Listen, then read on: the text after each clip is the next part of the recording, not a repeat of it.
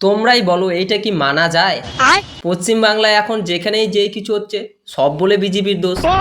এক গ্রামে একটা ছেলেকে 3-4 জন মারছে আর 8-10 জন তাকিয়ে আছে, ওইটা নাকি বিজেপির দোষ।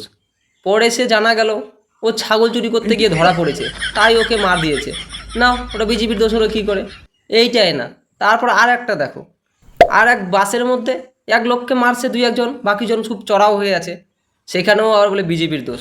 পরে জানা গেল ওটা পকেট মার, কার জানি পকেট থেকে টাকা বের করতে গিয়ে ধরা পড়েছে, তো মারবেই তো।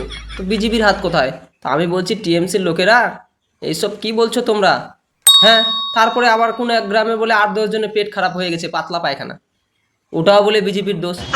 পরে জানা গেল 23 তারিখে ডিম ভাত 4 তারিখে খেয়েছে, তাহলে তো 5 তারিখে পেট খারাপ হবেই, সেটা বিজেপি জিতা নিয়ে কী আছে? আর এই ভিডিওটা দেখার পরে আবার কিছু কিছু টিএমসির লোকের পিছন জ্বলবে, ওইটা আবার আমার দোষ দিও না। তোমাদের পেছন জ্বললে ঠান্ডা বরফ লাগাও, তাতে আরাম পাবে।